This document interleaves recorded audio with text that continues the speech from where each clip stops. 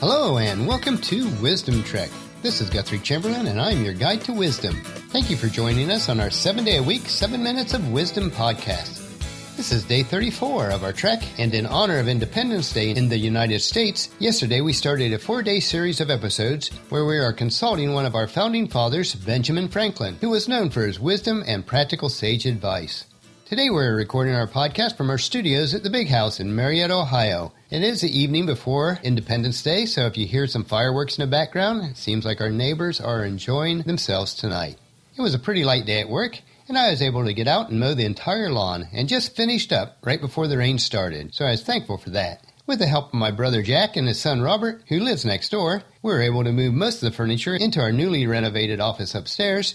I just have to finish up moving in the shelving units that I use for my standing desk. On the day this podcast airs, which will be July 4th, or Independence Day in the United States, I should be able to sand the floor of our eating area, and I hope to put on a couple coats of polyurethane before we head back to North Carolina for 12 days.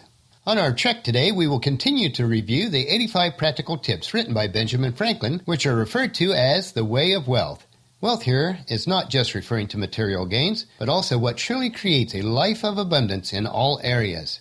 Yesterday we covered tips 1 through 22, so let's venture on our trail today as we review tips 23 through 45. These are nuggets of truth and wisdom, and when consumed regularly, they help us to grow, mature, and to become healthy, wealthy, and wise in all areas of life. So let's start right in. Number 23. One today is worth 2 tomorrows.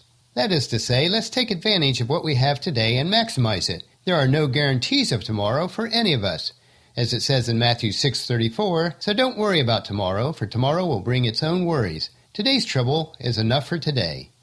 Number 24. I have somewhat to do tomorrow. Do it today. That is to say, never delay what you can or should do today. Accomplish all you can today so that your tomorrows will be free for greater opportunities. Number 25. Be ashamed to catch yourself idle. We need to be aware of what we're doing. Don't waste your time in the time of others. There is time for rest, but it is not when you should be doing something productive. Number 26. Let not the sun go down and say, Inglorious, here he lies. Which means never end the day in shame or loss of honor. If you have done something unethical during the day, fix it. Better yet, don't do those actions to begin with. Number 27. The cat in gloves catches no mice. Which means in order for a cat to catch a mouse, it needs its claws. If we're going to do a job properly, let's make sure we have the proper tools and resources in place. Number 28. Constant dropping wears away stones. Be persistent in all you do. The hardest of rocks are made smooth by the softest of water. Never give up. Number 29. By diligence and patience, the mouse ate into the cable. Now that's referring to the mouse chewing through a cable, so no matter how difficult the task is, or how large the project, take it a step at a time and you will complete it. As we referred to on day 30, eat the elephant one bite at a time. Number 30. Little strokes fell great oaks. This is another quote that is well known, and one that was repeated to me many times when I was growing up. Even the largest of obstacles can be overcome by the smallest of steps taken over and over. Number 31. Employ thy time well if thou meanest to gain leisure. Which is to say, if you want the future benefits of a life well lived, then you must live a life well today and each day. Work now, play later. The opposite never works long term. Number 32. Since thou art not sure of a minute, throw not away an hour.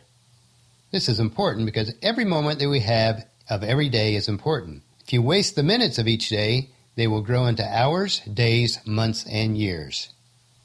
Number 33. A life of leisure and a life of laziness are two things. If you work when you should, then your reward will be time for leisure and you can enjoy it. A lazy person will not have the resources to enjoy any time of leisure.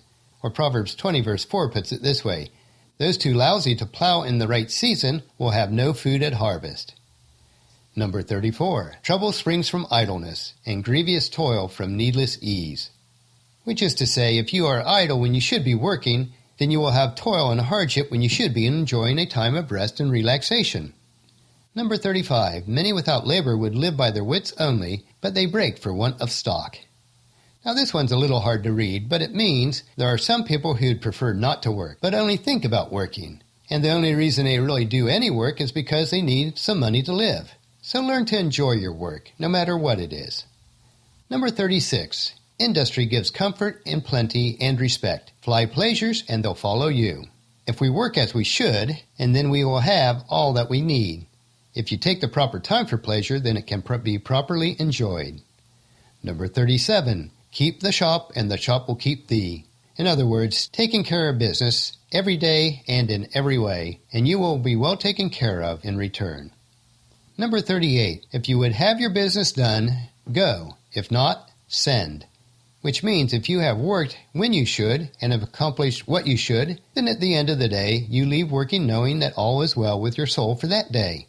Otherwise, you will have to continue on working. Number 39. The eye of a master will do more work than both his hands. This is important because when we reach the point of mastery in our particular trade or craft, then you will intuitively know how to accomplish more while doing less.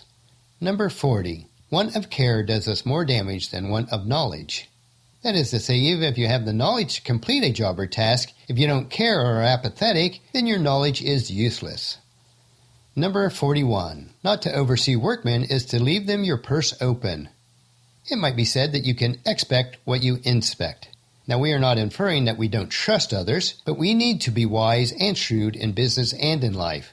Now, personally, I tend to be overly trusting of others, but through the years of experience and some personal losses, I have learned to trust but verify. It is a wise thing to do. Christ put it this way in Matthew 10:16. Look, I am sending you out as sheep among wolves, so be as shrewd as snakes and as harmless as doves. Number 42. In the affairs of this world, men are saved not by faith, but by one of it. While Ben is not referring here to our eternal salvation, our desire to have faith in ourselves and in others is what will drive us on to success. Number 43. Learning is to the studious as riches to the careful. Now, if we want to learn, then we have to invest time into the study of a particular subject before we can expect to get a return on our knowledge. In the same way, in order to gain riches in our lives, we must be cautious that we invest in those areas of commerce that will provide a return. Number 44. He that by the plow would thrive, himself must either hold or drive. That is to say, for success in any area of life, we need to know the proper timing of everything. When plowing with oxen, there is a time to hold the oxen still and a time to drive them through the field. Ecclesiastes 3:1 tells us, for everything there is a season, a time for every activity under heaven. In a future Wisdom Trek episode, we will study the entire chapter 3 of Ecclesiastes in detail. It is a fascinating chapter. And our final one today is number 45. If you would have a faithful servant and one that you like, serve yourself.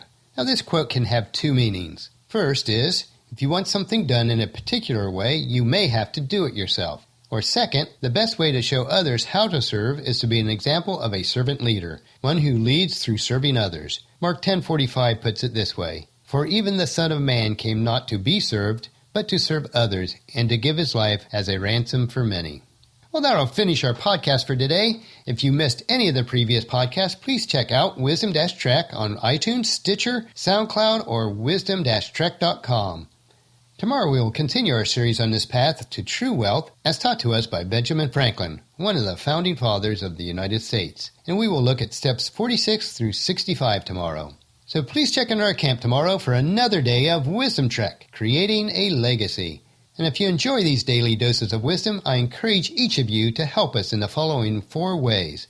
Number 1, leave us feedback about the podcast on wisdom-trek.com. And at the bottom right-hand corner, if you'd like to be notified of any updates to Wisdom Trek, please fill in your name and email address so we can contact you.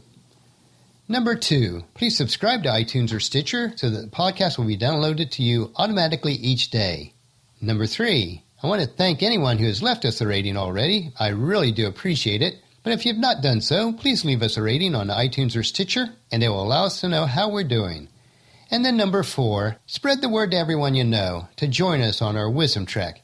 I thank you for allowing me to serve you today.